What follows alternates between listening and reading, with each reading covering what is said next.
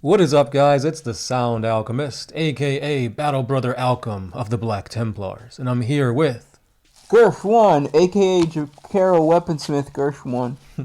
And today we're here to bring you a Halloween themed For the Greater. This is a video series where we answer the questions left by you, the viewers. If you have a question for us, comment down below. Put question in front of your question because we get to those questions first. And I just realized that our masks are really the only thing that's Halloween themed because the questions aren't really Halloween themed. Yeah, that's true. I mean, I guess we could try and make them Halloween themed. Yeah, let's try to do that with the very first one. Coming from the Theater 22.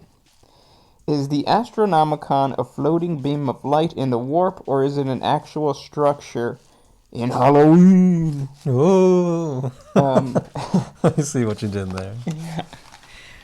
That's killing me. Yeah, I can't see without my glasses, and this helmet doesn't fit with my glasses on.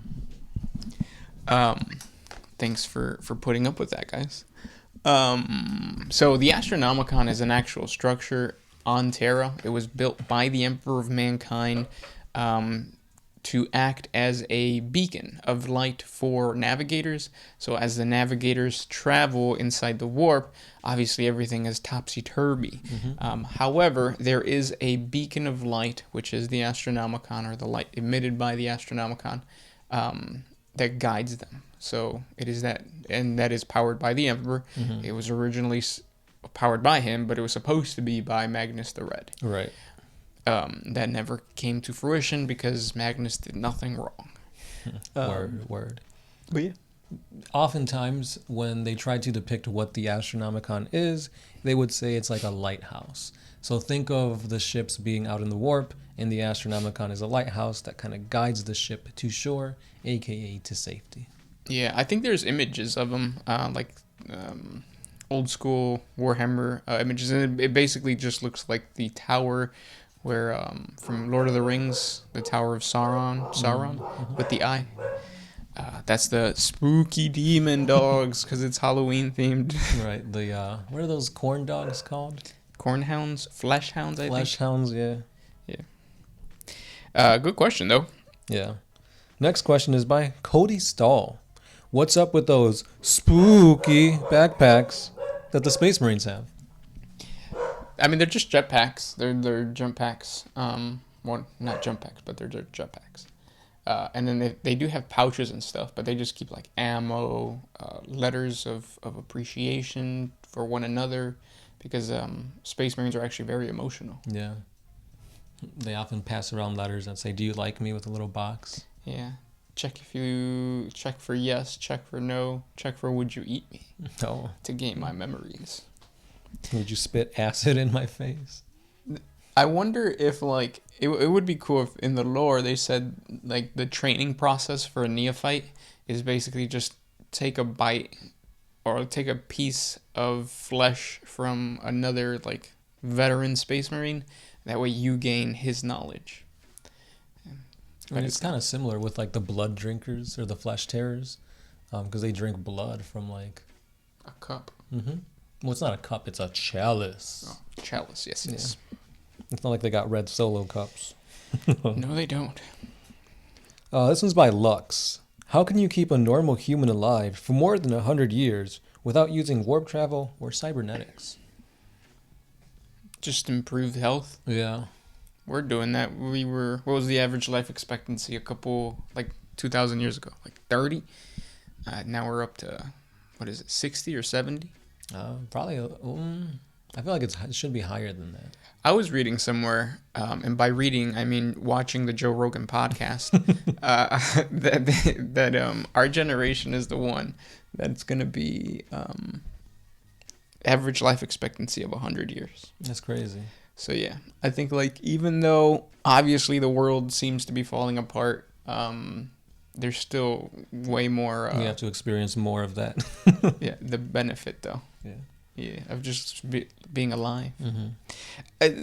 We were going through our medical stuff because this is the time of the year for you to like re-up on your health insurance, like for your job. So I was going through it, and I realized that our medical system sucks. Like, just not like Obamacare and all that kind of, nothing political, just like straight up a doctor sucks. Like a surgeon, awesome. A personal care physician sucks. He's basically Google. It's like something's wrong with my arm. It's because you're fat. It's like, what? But yeah, but there is no, what's the word? Like it's basically a guy who says, yeah, it sucks for you, man. Yeah, let me what is it? Let me recommend you to somebody else, or you need to see a specialist. Yeah, Yeah. it's so dumb. Mm-hmm. Anyways, that's the end of my rant. This one's by PB Unit. This PB stands for pretty boo. Did I get you guys? Jump scares. How much have each of you spent on 40K? And how much do you regret buying? I don't regret buying anything. Not even, nothing. Not even nothing. Yeah, well, because now I'm thinking about my Ludas. I bought Ludas. I played them on the tabletop. They were terrible. And then I sold them. That's the only thing I've ever sold. That's how bad they were. Yeah. Because he doesn't sell anything. Mm-hmm. But, other than that, no, I don't think I regret buying anything. What about you? I spent quite a bit because back in like later high school years, I was buying a whole bunch of armies because I wanted to try something new. I bought Minotaurs. I sold them because Minotaurs were just kind of bland. Their chapter tactic wasn't really exciting. The lore was cool. I liked their chapter master. They were painted really cool. But like on the tabletop, I didn't like them. I felt like I was just playing vanilla Marines. And at that point, I'm already making my own, custom Space Marines. So I didn't need that. So then I got some Deathwing with like the Terminators. But Terminators are expensive and they're not really that great. Then I got some Space Wolf stuff. I bought like a whole bunch of like Thunderwolves, the freaking awesome Dreadnoughts, and then I thought to myself, well, why am I playing Space Marines again? So I sold those, and it's just like a bunch of buying and then regretting it, and then eventually I'm like, I need to like really think about what I'm doing. So I paused, and that's when I started up Chaos. What about how much do you think you've spent? I don't know, because we started when we were Little baby boys. Yeah, so I think throughout the years, it's a pretty penny. I don't think it's as much as I think it is, but it's still. I mean, it's 40K. It's an expensive hobby. Same. And it's not like we're dropping like everything at once. It's like a little bit here and there throughout the years. The other day I was at a Games Workshop store and some dude spent $500. He was getting, I think, Necrons, but just to see the stack of boxes. Like all the warriors, all of like the special stuff. I was like, whoa, that must feel awesome. Mm-hmm. But intimidating because it's like, look at everything that I got to build. Yeah. I think in general, it's more fun to start 40K like now because there's more options. I know when we first started, like the Tau had just come out and there wasn't, very much lore or units. And it's like now there's quite a bit for everything. And the community's way different. Like back in the day, I don't think... GW is just like, we sell to you guys, that's it. Yeah. We have White Dwarf, and that's pretty much it. Mm-hmm. Now, that with the Warhammer community page and like events, and it just seems like they're more active within like the hobby culture, which is really awesome. You could actually find like tactic videos, modeling videos, gameplay videos. There's video games on them.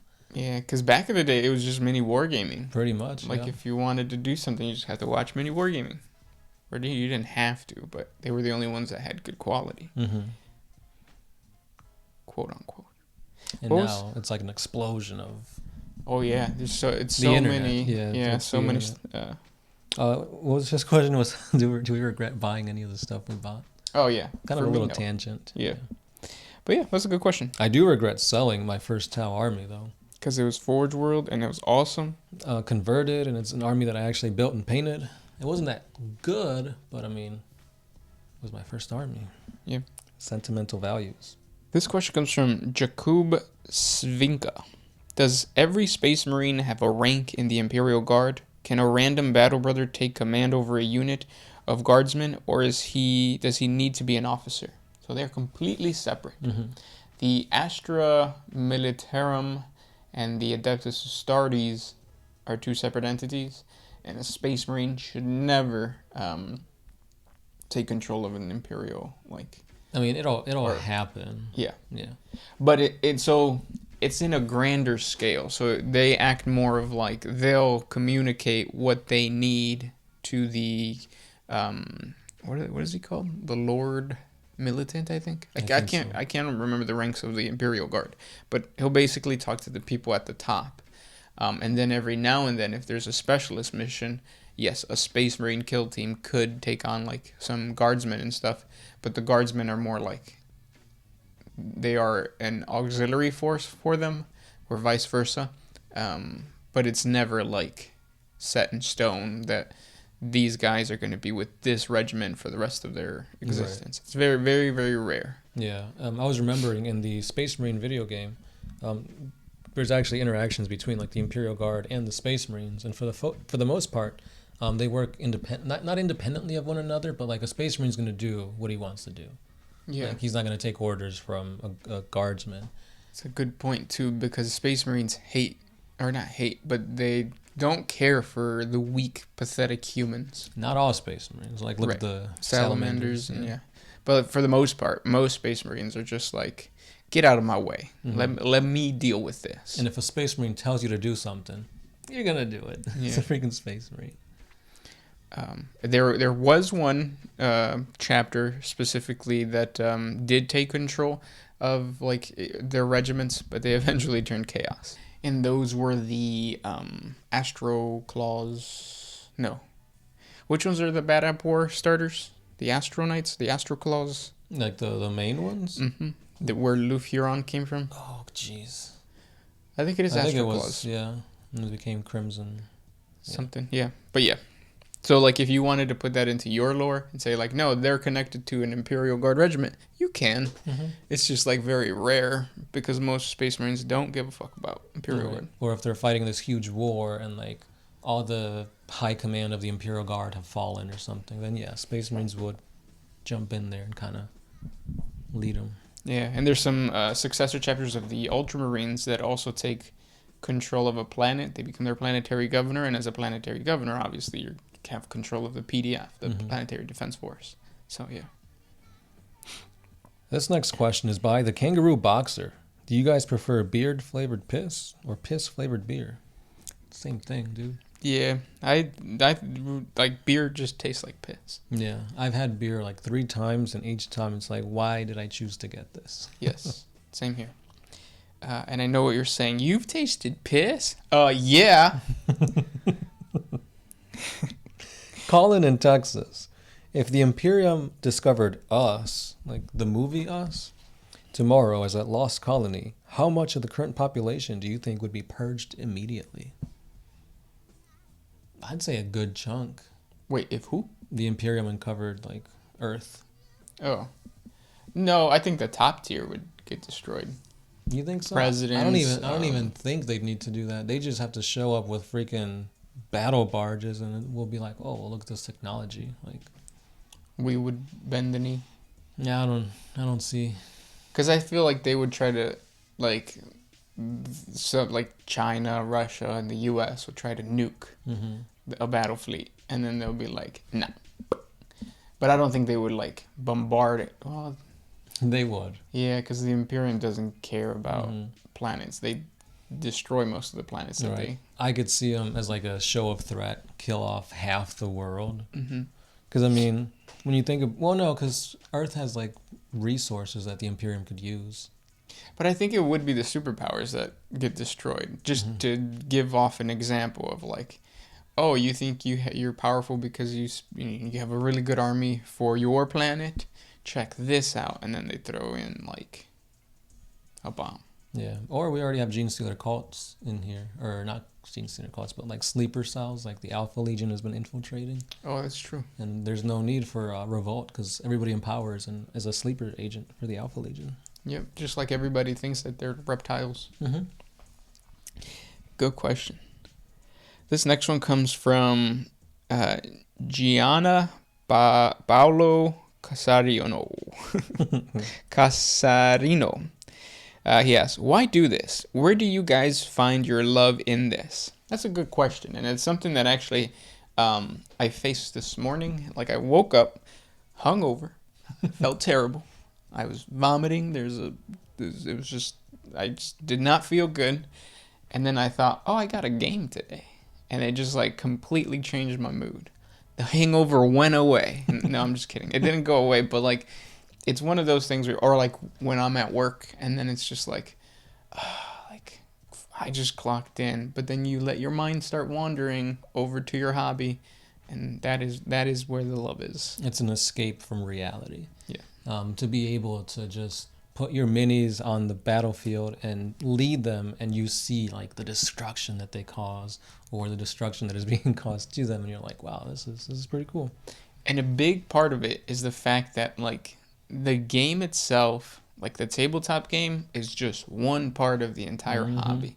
Like I find more enjoyment in thinking about like the lore of the orcs, the lore of my army, thinking about like building an army, like an army list, all of that. Like, what is it called? Like prep work, I guess, to actually play the game. Like the game is fun sometimes. Sometimes it just gets boring. Yeah.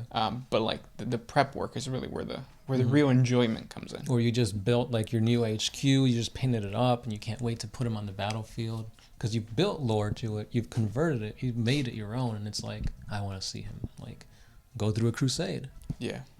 So yeah, that's where we find the love. Yeah. Where do you guys? What aspect of 40K do you guys love the most? Playing, building, painting, lore, or maybe just the hobby in general. Yeah. This one's by first name, last name. What kind of player do the babes prefer the most? Necron mains or Orc mains? Asking for a friend. That's funny because we have an Orc player and we have another player in the group that plays Necrons. So who gets the most babes? I think most of the time Orc players are dirty, and women don't like dirty. Well, they don't like smelly men or women. So I would say the Necron because it's like shiny and like new and Yeah, it's like you get beaten up in round 1 and you can just reanimate and you're ready for round 2. Oh yeah, they really love that kind of stuff. Yeah, Oryx, when you beat them up, they just multiply. Yeah. Like you release your spores and now I gotta wait a long time. Yeah. So like Orc players usually have a lot of children. Girls don't like that. Yeah. So go with the Necrons, I guess. I mean, they got their own 9th edition codex, so yeah. Or shower. That's true. Jim Dighton, what do you think of the Star Children? So it's a theory that's not canon anymore. Yeah. I don't like it. I didn't like it to begin with. I don't like this whole concept of there being a female, a mother to the Primarchs. Don't like that either. Just because like it's pointless. Like it's it's teasing an end game scenario that is not going to come to fruition with the Star Child, because like their whole thing was like to sacrifice the Star Children and then revive the Emperor. Yeah, Star Children, if you don't know, they're the sons and daughters of the Emperor. Oh yeah, so yeah, like literal sons and daughters, not like the Space Marines or the Custodians. Yeah, and that was the whole thing. Like the Inquisition wanted to find them, sacrifice them, so that they can resurrect the Emperor. But it's not gonna. It didn't work out then, and it's not like no plot to resurrect the Emperor is gonna ever work. And then tomorrow we hear GW say, the Emperor is resurrected. Oh, thanks to the Star Children. Yeah. But most importantly, the mother of the Primarchs. Yeah. Yeah, I got to look deeper into the whole mother of the Primarchs. Because, like, I heard that was a thing way back when, but I thought it was just rumor. And then I heard it was actually in a novel, and then it's canon. And I'm like, huh. Yeah. Yeah. I'm going to reserve my thoughts and opinions until I've actually, like, read it and looked deeper into it. But yeah, just by hearing it, it sounds a little like, whoa, this is a thing now? Why haven't I heard about it? That's true. This next question comes from Reject X7. If Gilliman pooped in the woods and no one was around to hear it, would the woodchuck that chucked wood be an ultramarine? Claro. Yeah. No, but I don't think so. Just because that doesn't make any sense. Gilliman doesn't poop. And the gene seed doesn't affect birds. Wait, is a woodchuck a bird? Yeah, right? No, it's a beaver. Nuh-uh. Yeah. You're What? thinking of woodpecker. Like how Oh, much you're chuck right. could a woodchuck chuck if a woodchuck could chuck wood? I'm talking about the A woodchuck is a beaver. Yeah. Damn. The more you know. Yeah. Last question. What do you have? David Tice. What's your favorite Imperial Guard army and why? That's funny. I was looking at that one. That's a good question. Yeah. Not the Cadians. I feel like they're just too bland. Even though they didn't break, but their planet did.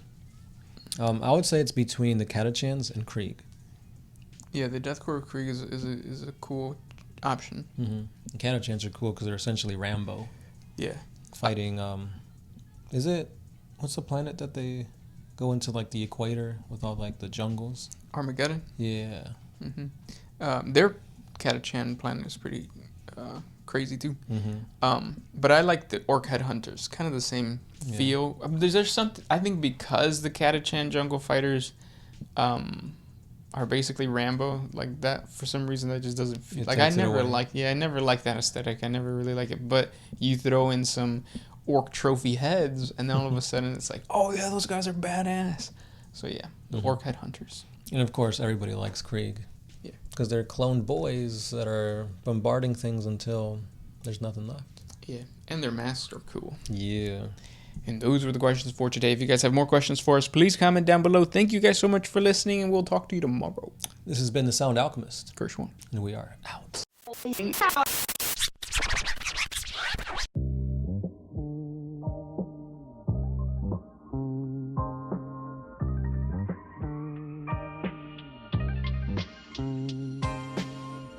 Oh, what if you could put my freedom